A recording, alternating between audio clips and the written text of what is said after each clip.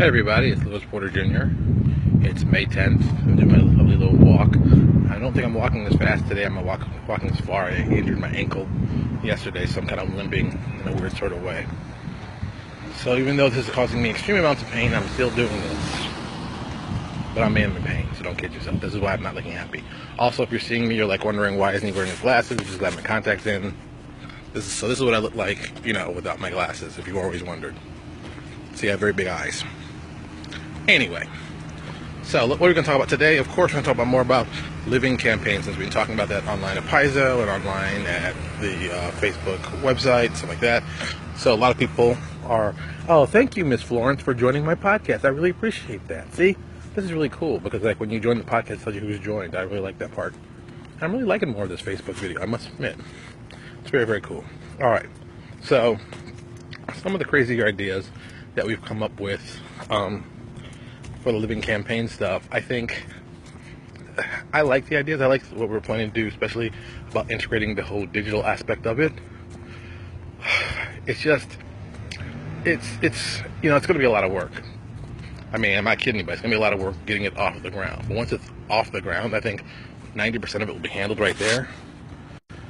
It's just, getting the context right, getting the ability for people to input information correctly, and doing a lot of that. And that's just, it is what it is. It costs money and time, and you got to find ways to actually generate income while you're doing it. So it's like, how do you make money by doing that? So the easiest way to do that is not Kickstart. Actually sell more stuff. Yeah, sounds retarded, right? Pretty simple, but most people will be like, oh wow, I never thought about that. You got to find products to sell while you're doing this. So usually what I'll do is put a small product idea. Like I have a product idea I've been working on in my head for the last 2 weeks. It's very simple. It's not really complex, but it's something that you can do to generate sales. I wanted to do more stuff for weapons, really. But like I said, just more cool descriptions and more different types of weapons, and maybe do more Southeast Asian things, and something small, cute. It all it's just.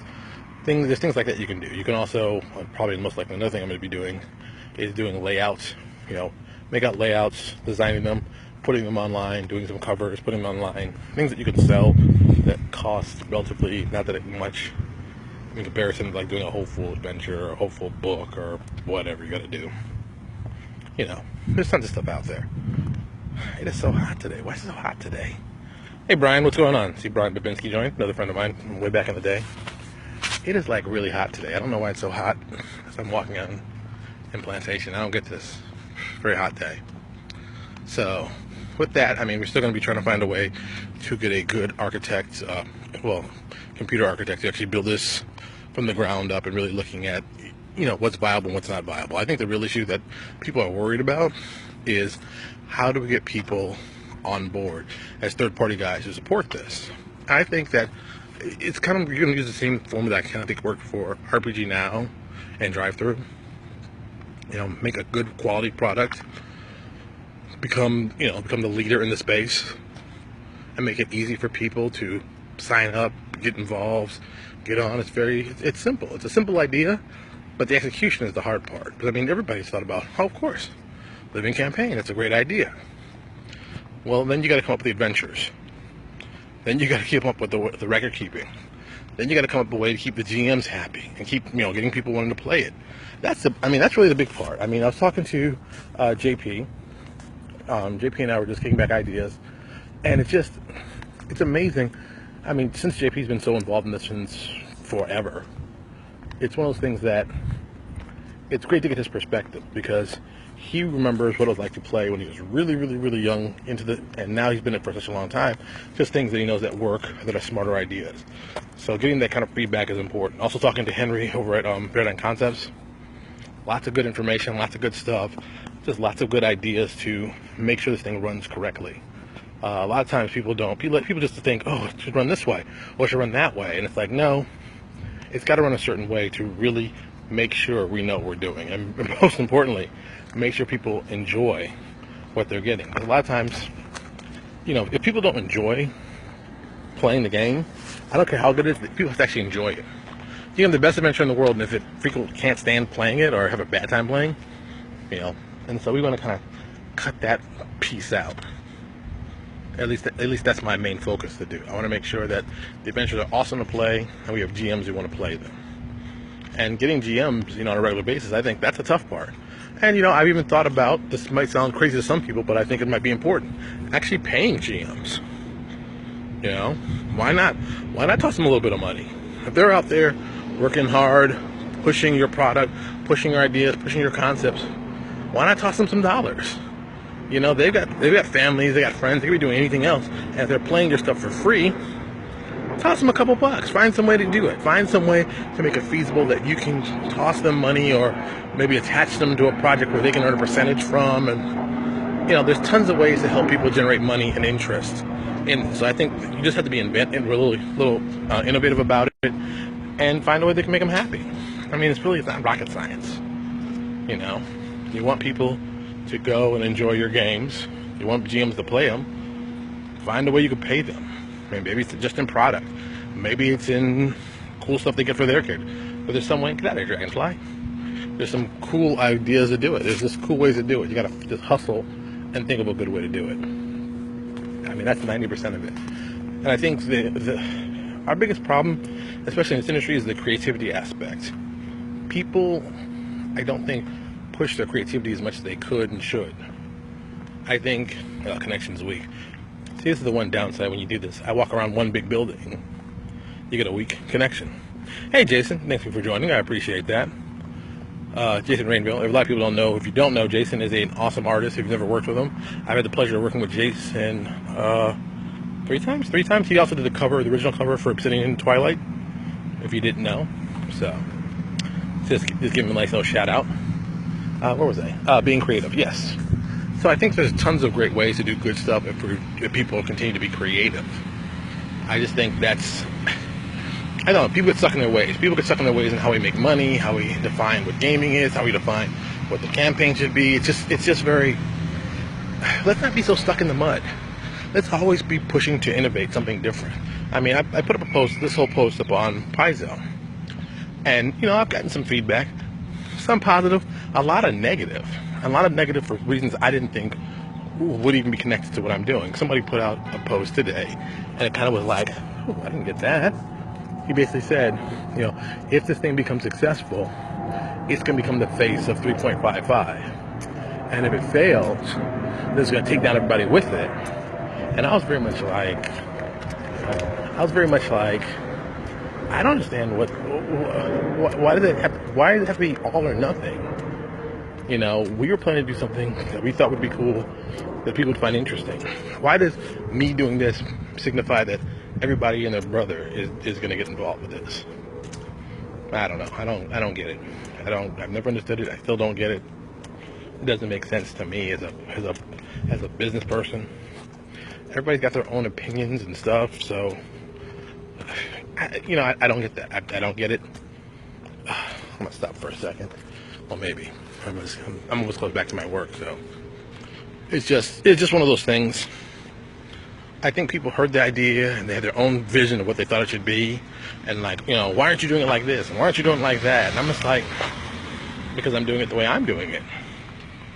So I thought it was very, very odd that was the comment the individual put. I don't even know he or she. I'm just the individual put. But why assume if we're successful, everyone's going to have to tell everybody to fall in line? A lot of people are also saying that as a third-party publishing guy, I should include everyone right off the bat. Everything should be included and everything should be in it.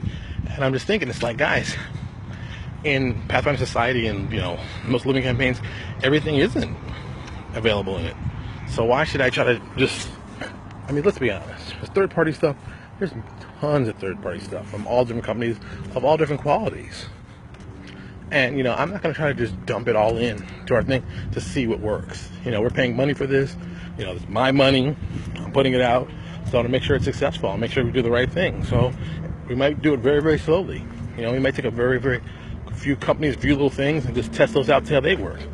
And if they work well, great. We'll keep them. If they don't, we'll toss them out. And then we'll add more stuff and just keep adding stuff in that kind of setup.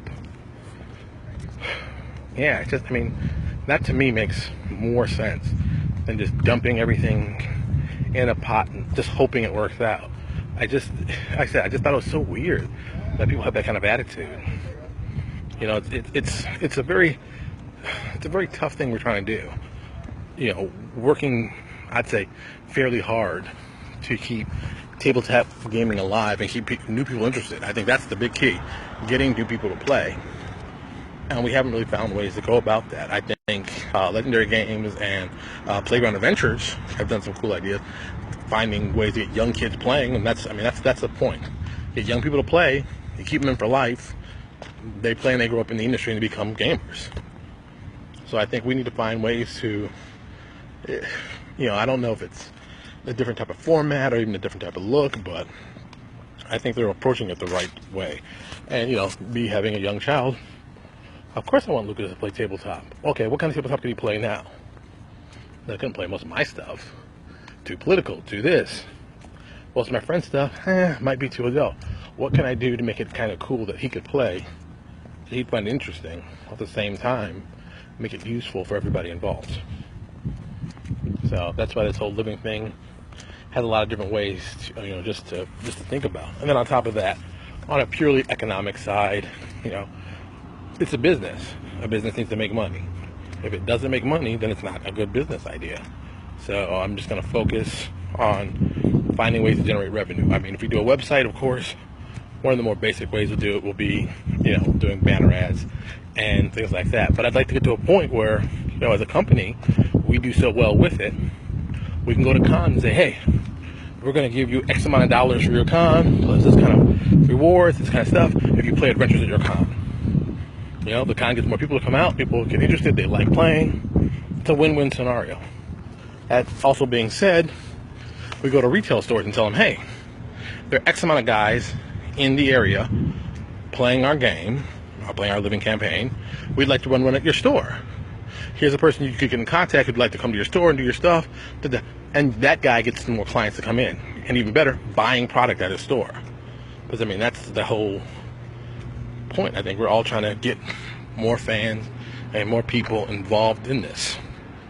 At least I am. That's my focus.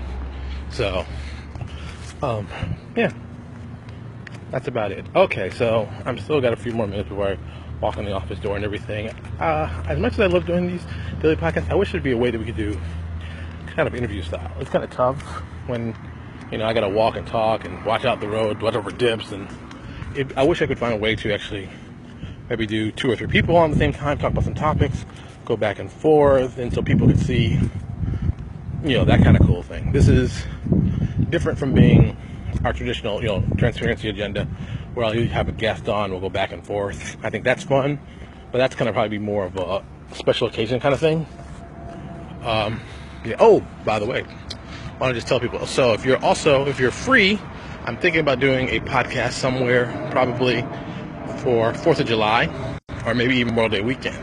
So if you're like maybe free or available somewhere near Memorial Day weekend, the week before, which is like next week, geez, I just thought about that.